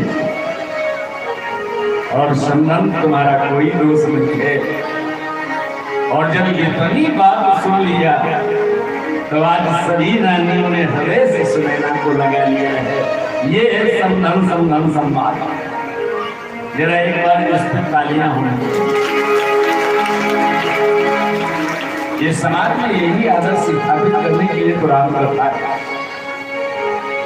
जनक जी ने कहा कि अब हम रुकेंगे नहीं, मिलने आए थे। किसी ने कहा कुछ खा पी लो, कहा यहाँ उचित नहीं, असम अनानी हो, यहाँ तोड़ न तोड़ेंगे। अरे अयोध्या थोड़े, ये तो चित्रकूट है। कहा चित्रकूट नहीं, जहाँ बेटी बेटा रहे वहाँ पिता को खाना ही नहीं चाहिए, इसलिए यहाँ उचित नहीं, असम अनाजू, यहाँ पर गौ भी न तोड़ेंगे। और जनक जी अपने सब साथियों को लेकर चले। सभा फिर जुड़ी, 5 बैठकें हुई है राम और भरत जी की, ये निर्णय लेने के लिए कि होना क्या चाहिए। और अब राम के ऊपर सारी बात आ गई। भरत ने कहा कि भैया जो आपकी इच्छा होगी वो हो। तो राम ने कहा मेरे भाई, जब समस्या का समाधान घर में न होता हो, भाई भाई में समस्या का समाधान न होता हो, तो बस एक ही चारा है और वो है बंटवारा। तो मेरे भाई बंटवारा कर ले। ओंकार उठे भरत, अरे भैया अब आगे है वो लोग जो धन के संपत्ति के बंटवारे के पीछे व्यवस्था करते हैं, लड़ाई करते हैं। काहे का बंटवारा आप करना चाहते हो? अयोध्या की संपत्ति भी आपकी, मन की संपत्ति भी आपकी, बंटवारा किस चीज का? ओंकार उठाए भाई, अभी तक नहीं बोला, लेकिन बोला तो ऐसे बोला। राम जी ने कहा नाराज हो गए थे, दुखी हो गया क्या? अरे भाई मैंने संपत्ति के बंटवारे की बात कब करी है? क्या भाई भाई केवल संपत्ति का ही बंटवारा करते हैं? अरे विपत्ति का बंटवारा भी तो भाई भाई भी मिलकर के करते हैं। एक विपत्ति देख रहा हूँ, अयोध्या की ओर देखता हूँ तो विपत्ति है। और वन में भी हमने ऋषियों से मिल के देखा तो निशाचरों ने ऋषियों को खा के हड्डियों के ढेर लगा दिए हैं। तो विपत्ति में वन में भी है, विपत्ति घर में भी है। तो यह विपत्ति, ये भाई और बहन, ये विपत्ति बांटने में बहुत सहायक होते हैं। ये जब बैठते हैं तो विपत्ति एक दूसरे से हिस्सा बटाते हैं, कहते हैं विपत्ति घट जाती है, कम हो जाता है। राम जी यही कहते हैं, अब यह विपत्ति बांटूं भाई, कैसे से वो अवध जाओ 14 वर्ष की अवधि तक तुम अयोध्या में जाओ और अयोध्या के राज्य की रक्षा करो, और मैं वन की विपत्ति को देखता हूं। भारत ने कहा प्रभु अगर उल्टा कर दिया जाए, आप अयोध्या की ओर चले जाओ, हम वन की ओर चले जाए, इधर की विपत्ति हम देख लें, इधर की विपत्ति आप देख लो। राम ने कहा भारत, यहाँ जिधर हम जा रहे हैं इधर हमको देख के ही नहीं लोग पहचानेंगे, हमने भी राजकुमार का दर्शन करेंगे। भरत एक तुम ही तो हो जो अयोध्या में रह करके मेरा ही दर्शन करोगे, तो इसलिए तुम अयोध्या जाओ, हम वन जाते हैं। भरत ने कहा तो फिर बिना सहारे के हम कुछ न करेंगे, हम नहीं राज्यवादी कर सकते, हमको चाहिए कोई सहारा। बिना सहारे के राज्य नहीं होगा। तो राम जी ने कहा सहारा, हाँ कौन सा सहारा? कहा एक बात हो जाए, आपके पद चले जाए वन की ओर और पादुका चली जाए अयोध्या की ओर, तो भारत को सहारा मिल जाएगा। एक पद और एक पादुका, दोनों जगह राज्य आपका ही रहेगा। एक राज्य पर पद का राज्य हो और एक पर पादुका का राज्य हो। राम जी ने कहा हम तुम्हारी बात नहीं काटेंगे, और पादुका दे दिया। भरत जी ने सिर पे रखा पादुका। और क्या तो भरत बड़े प्रसन्न हैं। गोस्वामी जी ने लिखा, भरतम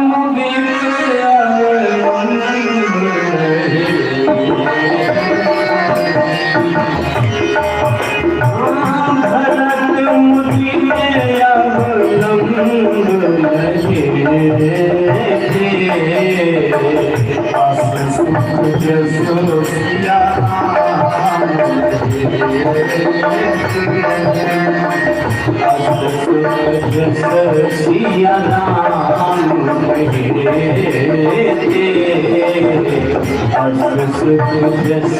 सिया राम। किसी ने भरत से कहा कि भरत तुम बड़े खुशी हो, भरत नंदी, क्या तुम्हारी इच्छा पूरी हो गई? भरत ने कहा हमारी इच्छा पूरी हुई हो न हुई हो, लेकिन मेरे भगवान की इच्छा पूरी हो गई। और भगवान सच्चा वही है जो भगवान की इच्छा से कार्य करे। न सही चाहता हूँ न गलत चाहता हूँ, जो तुम चाहते हो बस वही चाहता हूँ, जिसके मन में ये इच्छा। एक संत बड़ा प्यारा लिखते हैं कि चाह जीवन में बढ़ती है, चाह पैसों से आनों में जाती रही, चाह आनों से रुपया बनाती रही, चाह रुपया से मोटर मंगाती रही, चाह मोटर से होटल में जाती रही, चाह क्या क्या न करती कराती रही। अरे चाह जड़ से लगी, जर्मन दान, चाह जड़ से लगी जी जरा हो गया, और चाह हरि से लगी जी हरा। और चाह इनकी हमको हरदम चाहिए, चाह इनकी हमको हरदम चाहिए, और अगर ये चाह ले तो फिर क्या चाहिए?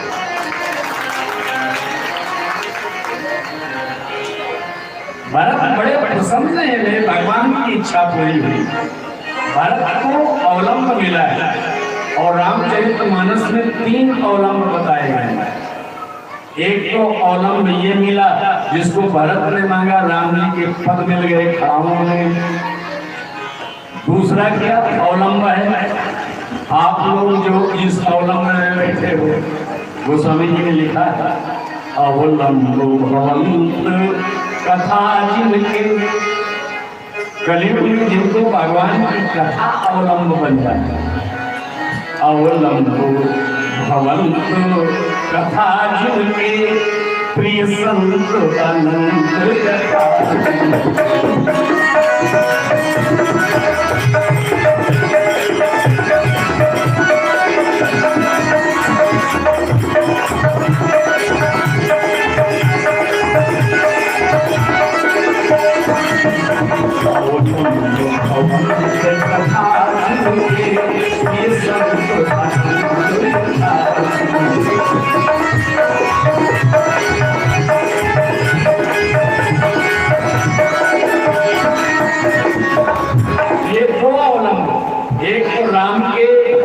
चरण पादुका मिल जाए, ये अवलंब इससे कट जाएगी जिंदगी, या फिर कथा मिल जाए तो ये ही जीवन का अवलंब है।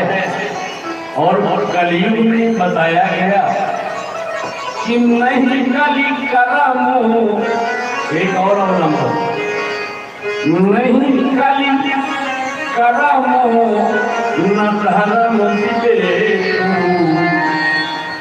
और राम नाम अवलंब, राम नाम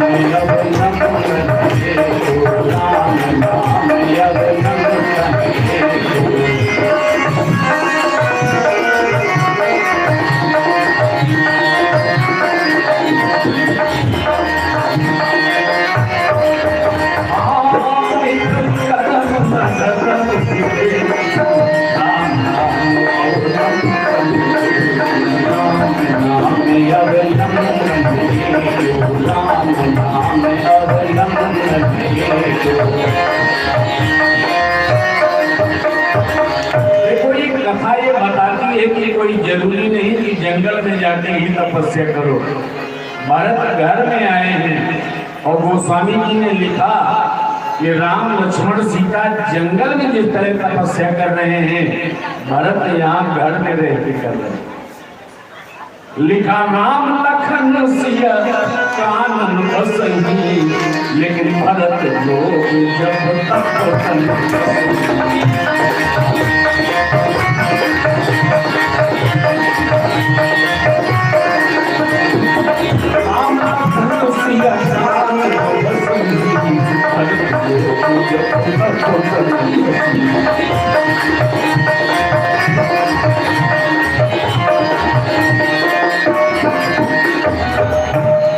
भारत में रहे नंदी गांव में रहे। हमने आपको बताया था कि वाल्मीकि रामायण में लिखा है कि एक मुट्ठी जौ को गौमूत्र में पका के बस खा लेते थे और 14 वर्ष तक रक्षा करते थे राम के राज्य की। राम के राज्य के रक्षक बन करके रहे हैं, स्वयं राजा बन करके नहीं रहे हैं। हम लोगों को एक शिक्षा मिली है कि जिस भी ऐश्वर्य के स्वामी हम हों, जिस भी घर के स्वामी हों, हम भले ही स्वामी कहे जाते हों, लेकिन सहारा राम का हो कि आप ही स्वामी हो, आप ही चलाओ, और राम चलाएंगे तो आपका घर में जनता भी रहेगा, आप आनंद से स्वतंत्र से रह सकोगे।